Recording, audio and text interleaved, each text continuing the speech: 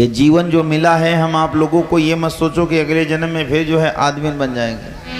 पता नहीं भैंस उल्लू चिड़ैया क्या बन जाए, कोई भरोसा नहीं है। एक राजा जी थे, उनके लड़का एक था, लड़के का विवाह हुआ और बहू घर में आई। तब दरवाजे पे एक संत जी आए, आवाज़ लगाए बेटी भिक्षाम देही। तो बहुरिया ने भिक्षा ले लिया और भिक्षा लेकर के संत जी को देना चाहा। तब तक दूर से सास जो है कंडा पाथ रही थी। सास ने देखा तो सास ने चिल्लाया, बहुरिया को आवाज़ दिया, कहाँ जा रही?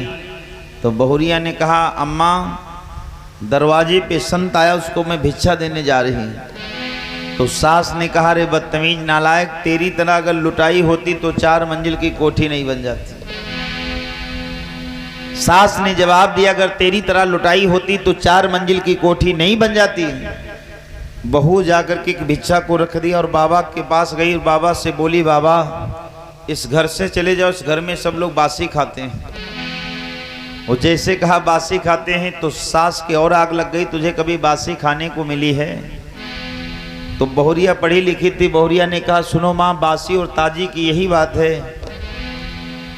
इस गांव में तमाम से लोग हैं, लेकिन कोई 2 मंजिला में रहता है तो कोई 1 मंजिल में रहता है तो कोई छप्पर के नीचे अपना जीवन काट रहा है। तुम्हारी ये भूल है।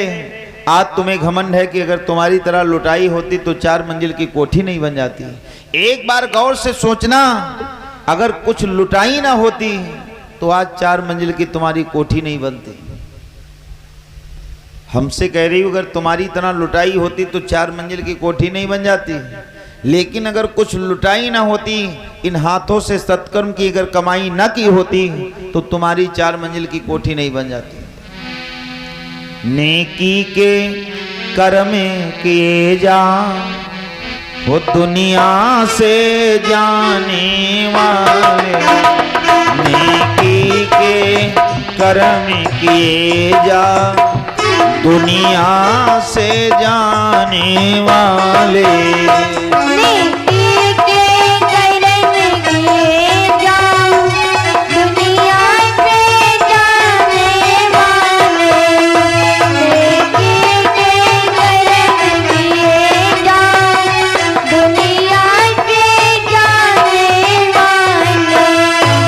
दुनिया से जाने वाले, दुनिया से जाने वाले। नेकी के कर्म किए जा, दुनिया से जाने वाले।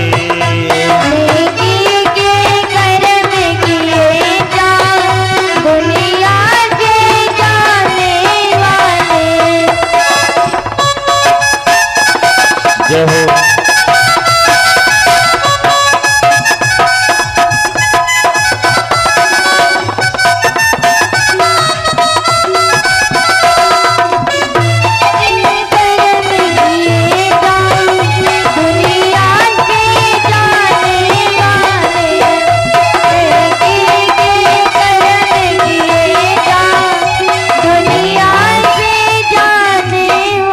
बोलो गुरुदेव भगवान की जय हो। नेकी के कर्म के जा, अरे दुनिया से जाने वाले। समय अच्छा है तो सदैव नेकी करना, क्योंकि समय कभी फिर बदल सकता है। उस समय अगर बुरा हो तो कभी नियत नहीं खराब करना। जिंदगी जीने की कला यही मैं कथा में सिखा रहा हूँ कि कभी ये एहसास हो जाए कि हम दुनिया में बहुत बड़े गरीब हैं, तो अगर आप छप्पर के नीचे लेटे हो तो अपनी आत्मा और मन को समझाओ कि हे भगवान, हम तो छप्पर के नीचे लेटे हैं, लेकिन जो लखनऊ, बिस्वा, सिधौली, सीतापुर में रिक्शा चला करके रोड के किनारे सो जाते, उनकी क्या दशा है। कभी घमंड आ जाए कि इस खरसार में हमसे बढ़िया किसी का घर नहीं बना है, तो एक बार मन को समझाना कि हमारा तो गांव के अंदर 2 मंजिल का घर बना है, लेकिन जिसका लखनऊ टेढ़ी पुलिया पे 2 मंजिल बना होगा वही करोड़ का होगा।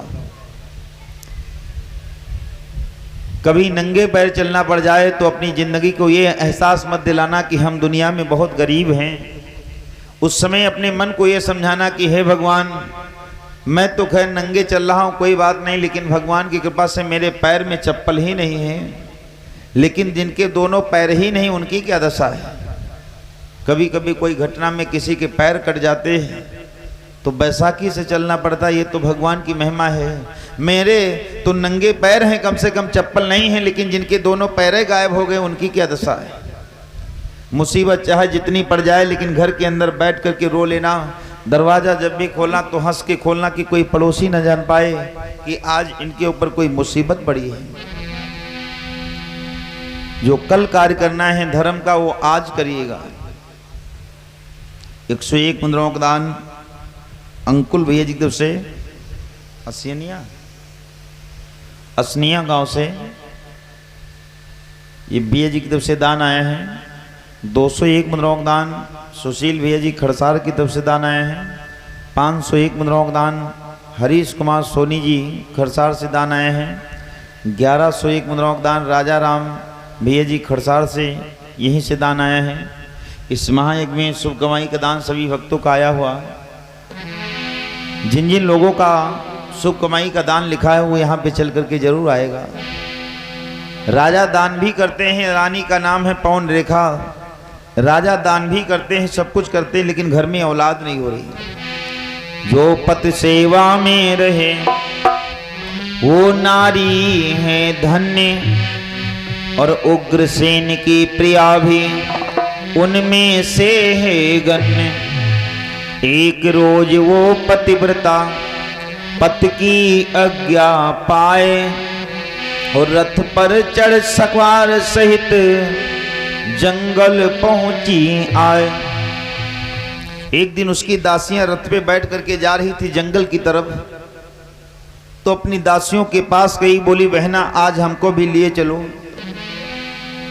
तो सखियों ने कहा ठीक है, अगर आपकी इच्छा है चलने के लिए तो आप भी चलने के लिए तैयार हो जाओ। अच्छा, जब घर में कोई लड़का औलाद नहीं होती है तो अगर कोई कह दे कि भैया आज नैमिष चलना है, चलो कापतारा ललिता मैया एक लड़का हो जाए उनकी कृपा से। अगर कोई कह दे कि सराय का मेला है, रोज सुबह परनी आप करिएगा परछिएगा, तो अगर घर में कोई कमी होती है तो आदमी वो कार्य करने लगता है। क्योंकि दुख में सुमिरन सब करें, सुख में करे न कोई, और जो सुख में सुमिरन करे तो दुख काहे को होए। एक लड़का के बिना पूरा घर भाए भाए लग रहा मरघट के समान। तो कभी कभी मेरी माताएं गाती भी हैं, हो रामा जैसे फूलन बिना, हो रामा जैसे फूलन बिना, बगिया ना कछोनी को लागई ना कछोनी को लागई हो रामा जैसे फूलन बिना। ताली बजा के गाएंगे सब लोग।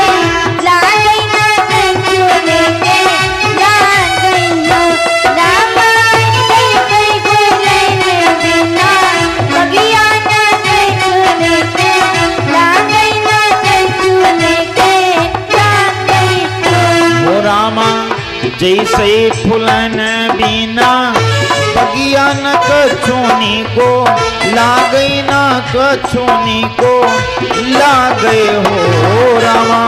वैसे ललन बिना, गोदिया न कछोनी को लागई न कछोनी को लागई हो।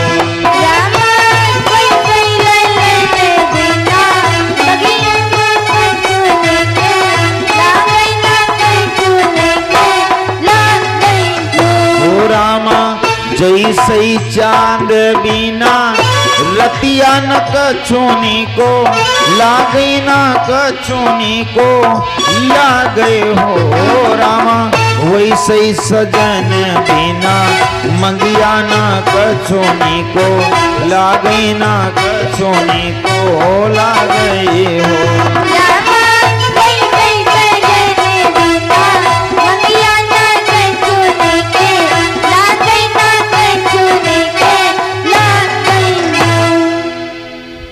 एक बाग चलते हैं, रानी ने देखा कि सखियों का रथ जा रहा है, तो रानी उस रथ पे जाकर के बैठ लिया। मौसम बहार था, कदम कदम गुलजार बहार में आए हैं। मौसम बहार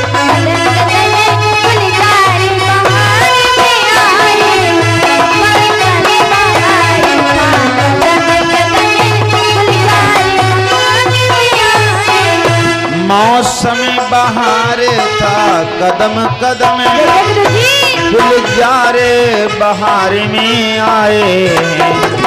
पुरवानी खींचा कुछ दामन दम दम पर गुल इतराए।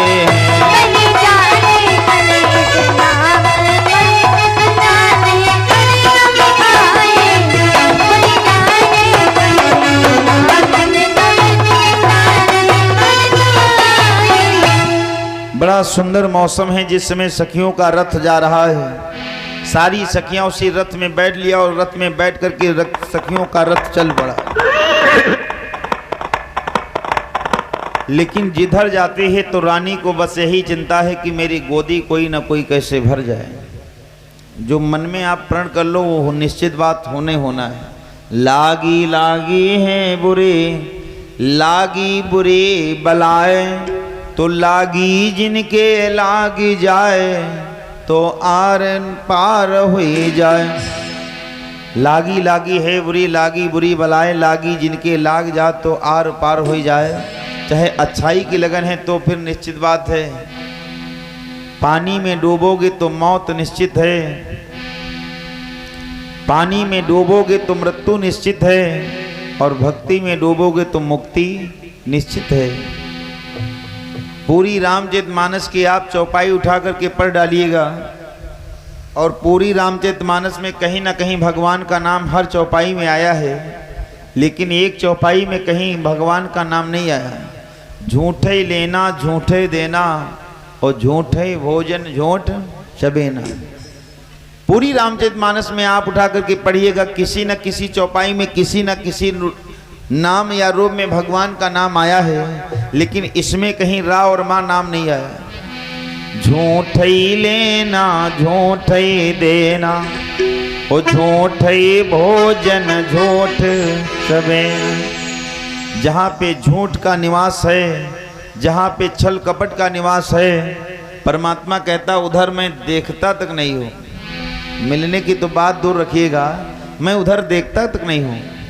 आज ये जो समय चल रहा है, जो समय निकल जाता, भगवान कहते जिसने समय को बर्बाद किया समय उसको भी बर्बाद कर देता है। एक साल की कीमत, कभी कभी लोग कहते होंगे एक साल के बाद भागवत हो रही। अरे एक साल में गांव में पता नहीं कितने लोग चले गए हों, कितने लोग आ गए हों। मानिएगा बात, एक साल के अंदर गांव में पता नहीं कितने लोग चले गए हों, कई लड़का पैदा हो गए हों, कई बुढ़वा हो सकता खत्म हो गए हों। एक साल की मतलब क्या नहीं है। एक साल की कीमत उस बच्चे से पूछ लो जो बच्चा बराबर पढ़ाई किया हो और लास्ट की परीक्षा में फेल हो जाए, तो उससे पूछो एक साल की कीमत क्या होती। एक महीना की कीमत उससे पूछ लेना जो आदमी सरकारी तनख्वाह पाता हो, और अगर सरकारी तनख्वाह वाले व्यक्ति से 10,000 रुपया मांग लो तो वो कहा था यार भैया अब की महीना की वेतन ना है, उसका महीने दिखा, उनको केवल 12 महीने साल में दिखा। एक हफ्ता की कीमत उससे पूछ लेना जो अपने गार्जियन को लेकर के किसी न किसी को मरीज को लेकर के एडमिट किया हो, और एक हफ्ता समय अगर चला गया हो और उसके बाद अगर मरीज को लेकर के आए तो आदमी कहता अगर बप्पा को एक हफ्ता अस्पताल में न रोकते तो इनसे बढ़िया हम गन्ना खेतों में पैदा कर देते। मान लेना बात, एक हफ्ता की कीमत बीमार व्यक्ति से पूछ लेना, एक दिन की कीमत उससे पूछ लेना जिससे 12 घंटे का समय हो गया हो लेकिन पेट के अंदर भोजन ना गया हो, तब उससे पूछो कि एक दिन की कीमत क्या होती है। एक घंटे की कीमत उस व्यक्ति से पूछ लेना जिसका आप रोड पे जा करके इंतजार करें और कोई आदमी फोन करे कि अभी सिधौली से हम आ रहे हैं, सिधौली से आ रहे हैं, और 3 बजे का वादा हो, अगर आदमी 5 बजे आवे तो जयराम बाद में पहले घड़ी दिखावत कत्ती देश खड़े तुमका पता 2 घंटा हो गए खड़े खड़े, जयराम बाद में पहले टाइम बताते हैं। 1 घंटा की कीमत उससे पूछ लो जिसका आप इंतजार करके देखो। 1 मिनट की कीमत उस व्यक्ति से पूछ लो जो व्यक्ति स्टेशन पे पहुंचे और बालों बाल बच जाए, उसकी ट्रेन छूट जाए तो कहते हैं यार का होते कही तरह घर में पराठा न बनाओ जल्दी, हम का लाओ ट्रेन झामड़ा नहीं ट्रेन छूट जाए। तो अगर कहीं ट्रेन छूट जाए पराठा के चक्कर में तो देखो कैसे आँखी लाली पीली बनाओ। तब 1 मिनट की कीमत पता होती है, और 1 सेकंड की कीमत उस व्यक्ति से पूछ लेना जो व्यक्ति हाईवे रोड पे जाता हो और बालों ही बाल बच जाए एक्सीडेंट होने से, थोड़ी सी झड़प लग जाए मोटरसाइकिल में, बम्पर में थोड़ी सी झड़प लग जाए तो आदमी का दिल कांप उठता है, कहता भगवान अगर 1 सेकंड चूक गए होते तो उसी रोड में चिपक जाते। इसीलिए जो समय चल रहा है ये सोचो कि 2 दिन के बाद मिलेगा, नहीं मिलेगा। ये भगवान की मर्जी है, कहो पानी बरसे, कहो घाम हो जाए, कहो सुंदर मौसम हो जाए। समय का पहिया चलता है और इस पहिए के साथ किसी का भाग बदलता है। रानी ने रथ पे बैठ लिया और रानी ने रथ पे बैठ करके सखियों के साथ में जंगल में जैसे आई, और जैसे रानी सखियों के साथ जंगल में आई, सारी सखियों का रथ जंगल में पहुंचा। धीरे धीरे जंगल में जो ही रथ है आए, तो बोली पवन रेखा उसी समय सखियों से वहां जाए। पवन रेखा उस समय अपनी सखियों से बोली, बहना, बोली बहन सुनो मन बाड़ी, कुछ इच्छा कहने को जाए। बोली बहन सुनो मन बाड़ी, कुछ इच्छा कहने को जाए। बोली बहन सुनो मन बाड़ी।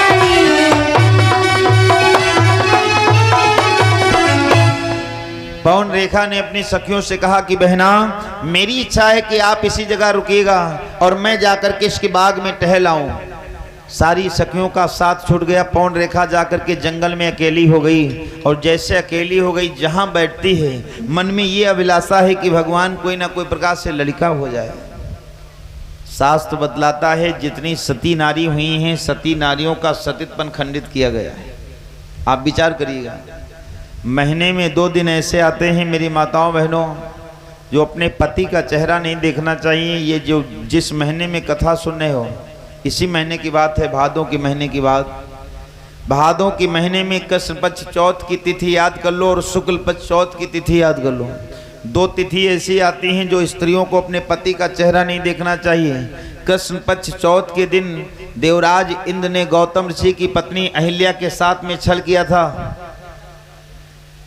सुना नहीं सुना कथा? देवराज इंद्र ने अहिल्या के साथ में छल किया था, तो अहिल्या ने श्राप दिया था कि आज के दिन मेरे पति के रूप में मेरे साथ में छल हुआ है।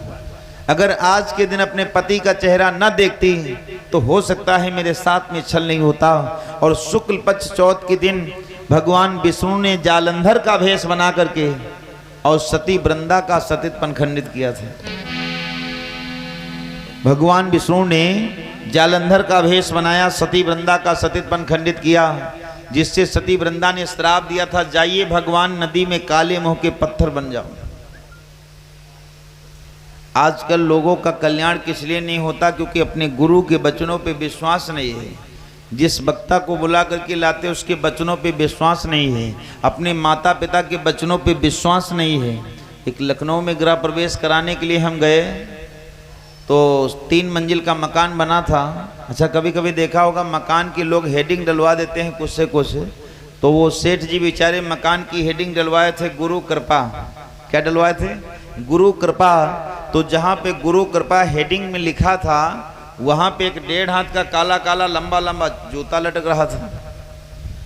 तो हमने देखा यार लिखा है गुरु कृपा, तो सेठ जी से पूछा, भाई ये गुरु कृपा नाम जहाँ पे लिखा है गुरु कृपा, वहाँ पे काला काला जूता क्यों लटकाए हो?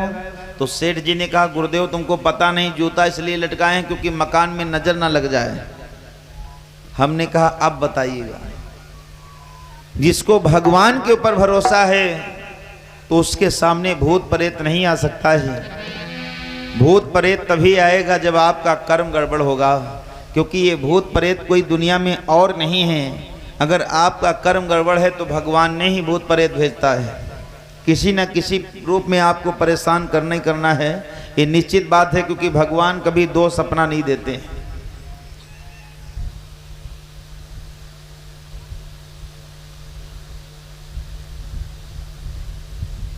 भगवान कभी दोष अपना नहीं देते। आप विचार कर लेना, जैसे किसी के साथ में आपको छल करना हो, आपके घर में कोई नौकर रहता हो, तो आप सोचेंगे कि फलाने के वहाँ आप चले जाओ, हमारा इतना काम कर दो, पैसा चाहे जितना ले लेना। रानी ने विचार किया अगर मेरे घर में औलाद हो जाती, भगवान हमारी गोदी कोई भर देता तो मेरी इच्छा बड़ी पूर्ण हो जाती। मन में सोचे पवन रेखा इच्छा पूर्ण हो जाती जो।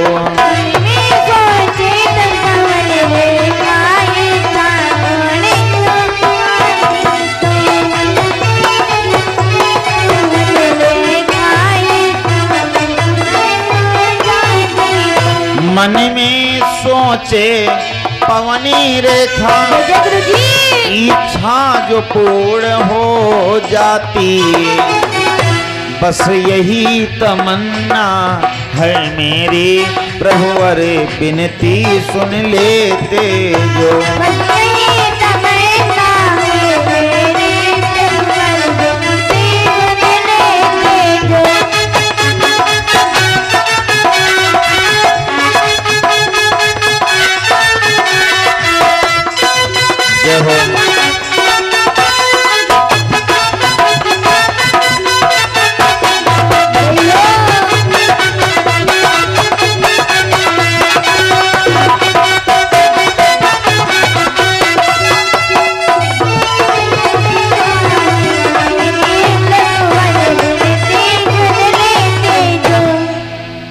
सोच रही कि भगवान आज मैंने क्या कमी रह गई अपने पति की सेवा में। मैं अपने पति की सेवा भी करती हूँ फिर भी मेरी गोदी खाली है। स्त्रियों के लिए मैंने बताया था सबसे सच्चा प्रेम, सबसे सच्ची पूजा यही है कि पति की सेवा। अच्छा, यहाँ खरसार में कितनी माताएं हैं जो रोज अपने दुल्हा के पैर पकड़ती जाता, हाथ उठाइएगा। यूँ का पीछे कोई बैठेगा? आगे वाले से पूछ रहे हैं कितनी जनी हो जो रोज दुल्हा के पैर पकड़ते? यज्ञ गांव में बहुत बड़ा होत है, कथा बहुत बड़ी होत, झांकिन देखे चक्कर में पड़ी रहती का। निवेदन करिएगा, देखिए चरण पकड़ने का भी कर्म होना चाहिए। अच्छा, जिसका दुल्हा रोज 2 शीशी पी के आवे और पत्नी को मारे तो वो चरण पकड़ेगी, वो तो चुक जाओ चूल्हे की आग रख देगी। है ऐसे ना, बहुत जनी की मन की बात हो गई, जिनके साथ ऐसी घटना होती होगी। कोई हमारे बारे में बुरा सोचे उसका कर्म है, लेकिन हम किसी के बारे में बुरा ना सोचे उसका, यही सबसे बड़ा धर्म है। जो हमारे बारे में बुरा सोचे ये उसका कर्म है, लेकिन हम किसी के बारे में बुरा ना सोचे, यही सबसे बड़ा धर्म है। पति तन मन धन पति श्रृंगारा,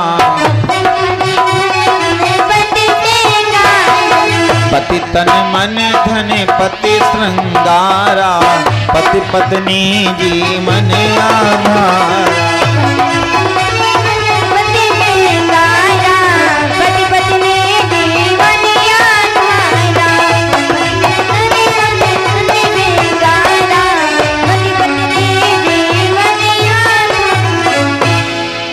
विचार किया, पति पत्नी का जीवन में जोड़ा ऐसा होता है कि दोनों मोटरसाइकिल के पहिया हैं। और मैंने बतलाया था झगड़ा खूब करना अपने अपने दुल्हा से, हम बता के जा रहे हैं, लेकिन झगड़ा कब तक करना? केवल घंटा 2 घंटा आधा घंटा के लिए। वो भी झगड़ा क्यों करना? अगर कोई काम बनने वाला है तो आपका अधिकार है कि पति से आप झगड़ा कर सकती है। अगर जो काम बनने वाला है, जैसे एक पति पत्नी का रिश्ता होता है वैसे गुरु और शिष्य का रिश्ता होता है। जो अपने आप माथ में जो है सिंदूर लगाए हो, इस सिंदूर को अगर पति ने दिया है तो जो हम लोग मस्तक में चंदन लगाए, इस चंदन को गुरुदेव ने दिया है। जैसे संबंध एक पति पत्नी का होता है वैसे गुरु और शिष्य का संबंध होता है। पत्नी गलत करे तो पति रोक सकती है, पत्नी गलत करे तो पति रोक सकता है, और पति अगर गलत करे तो पत्नी रोक सकती है। शिष्य अगर गलत करता है तो गुरुदेव सदैव कहता है, लेकिन एक बार अगर कोई गलती गुरुदेव से होती है तो एक बार गुरुदेव से भी कहा जा सकता है। विचार कर लेना, पति पत्नी का जीवन में संबंध ऐसा होना चाहिए। आप पैर पकड़िए या न पकड़िए, लेकिन हमारा तो निवेदन यही है कहने का, क्योंकि हम जो शिक्षा देने आए हैं वो बताने का हमारा कर्तव्य है। पहले की माताओं से अगर कहा जाता था कि मंदिर चलोगी ना, तो क्या कहती थी? घर ही में मंदिरों बनई बे, ओ मंदिरे हमें पूजे न जेबे, घर हे मंदिर बनैबे, मंदिरे हमें पूजे न जेबे। ताली बजा के गाइएगा ऐसे सब लोग।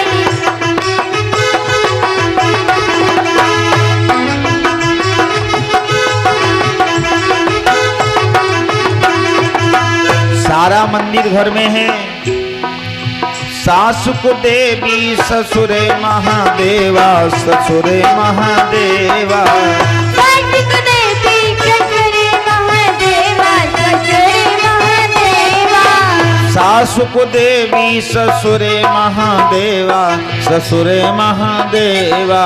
और पति का बनैबे हम ईश्वर, पति का बनैबे हम ईश्वर, मंदिर हमें पूजे न जेबे, घर हे मंदिर बनैबे, मंदिरे हमें पूजे न जेबे। मीठी मीठी ताली बजाएगा, मस्ती में बैठेगा सब लोग।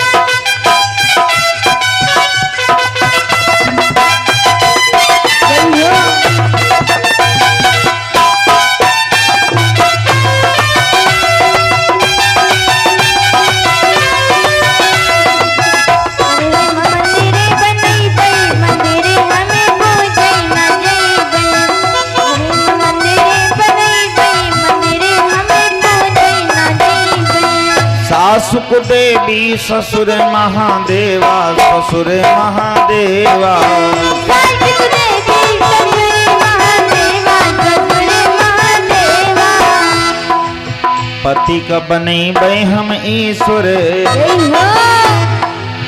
पति का बनैबे हम ईश्वर, मंदिर हमें पूजे न जेबे, घर हे माँ मंदिर बनैबे। हमें पूजे न जेबे।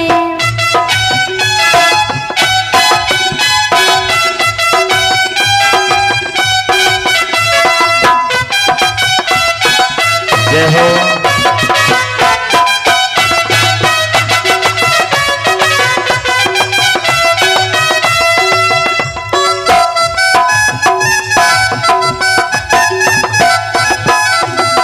बोलो राजा रामचंद्र भगवान की। को चाहिए दूसरे पति के पैर न पकड़े। शिव पुराण की चर्चा है, भोले बाबा और पार्वती के विवाह की कथा। मैं आडंबर नहीं बता रहा हूं। सतवंती स्त्री को चाहिए कि कभी दूसरे पति के पैर न पकड़े। नंबर 1, या तो गुरु के हो तो उसके पैर पकड़िएगा। नंबर 2, सास ससुर के पैर पकड़िएगा। नंबर 3, अपने पति के पैर पकड़िएगा। बाकी चौथे का अधिकार नहीं है कि सतवंती स्त्री किसी के पैर पकड़े जाकर।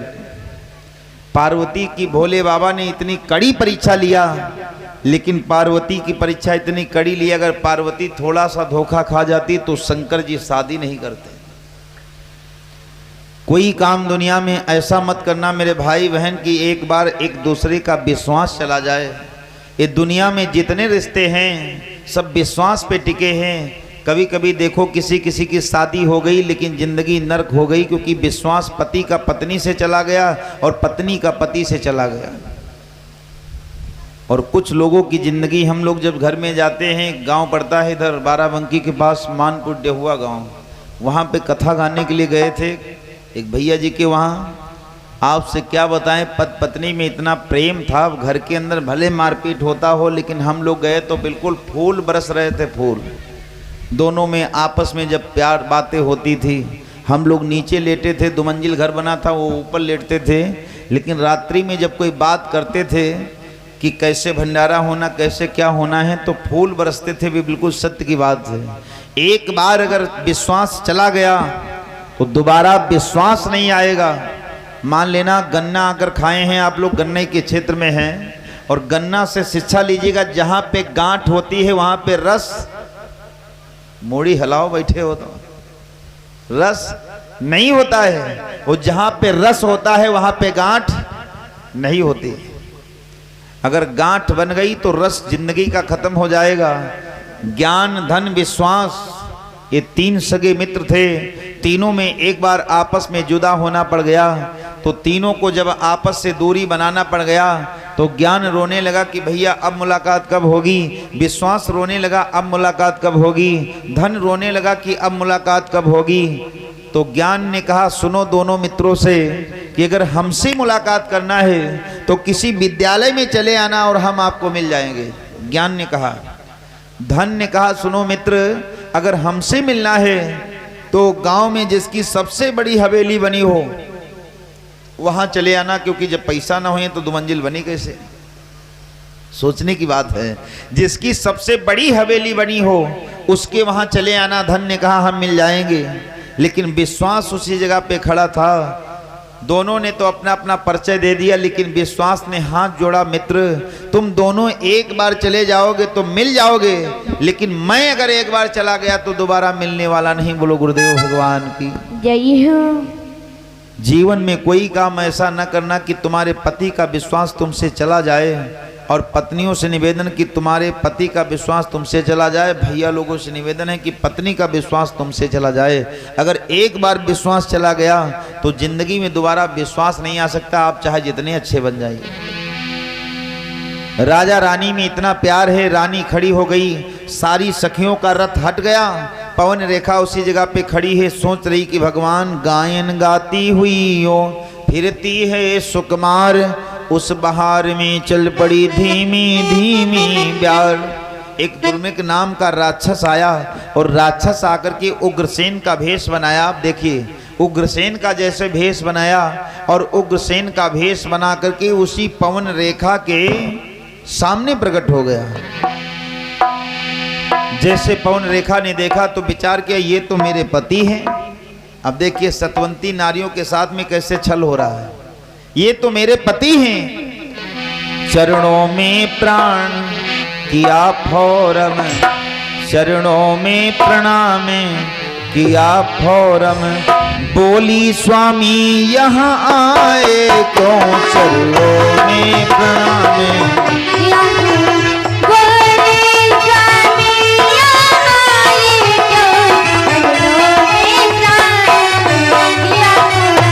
चरणों में प्रणाम किया फौरन, बोली स्वामी क्यों आए हो, है कौन मुसीबत की घटना, है कौन मुसीबत की घटना, जो पास हमारे आए हो, है कौन मुसीबत की घटना,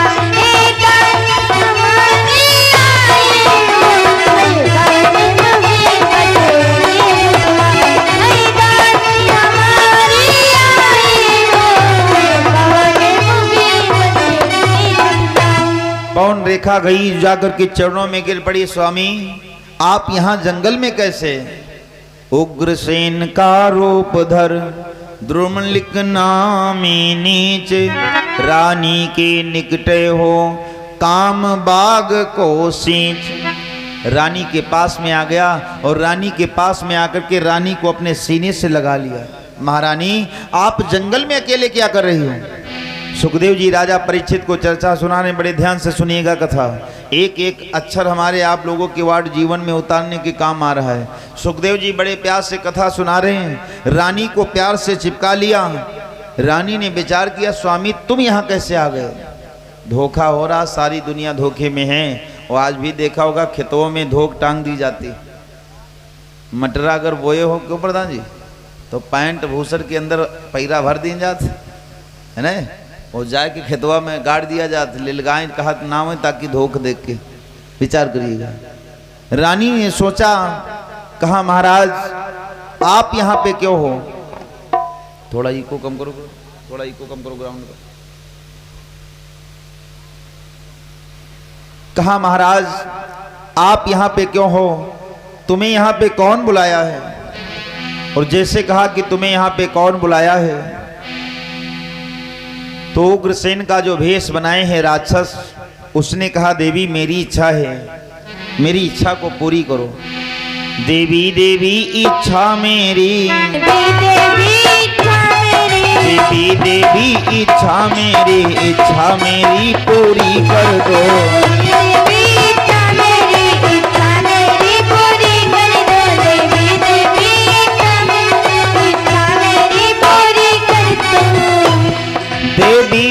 देवी इच्छा मेरी, जय हो इच्छा मेरी पूरी कर दो।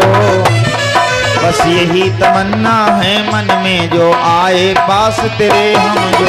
यही तमन्ना है मेरी, जो आए पास तेरे। जो भैया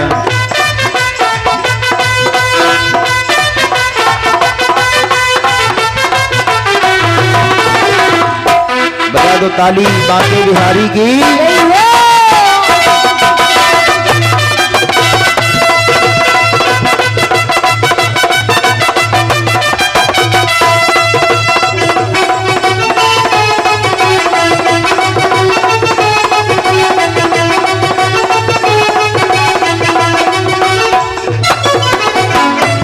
देवी मेरी इच्छा है, तुम चिंता क्यों करती हो, इधर उधर क्यों देख रही हो, परेशान क्यों हो।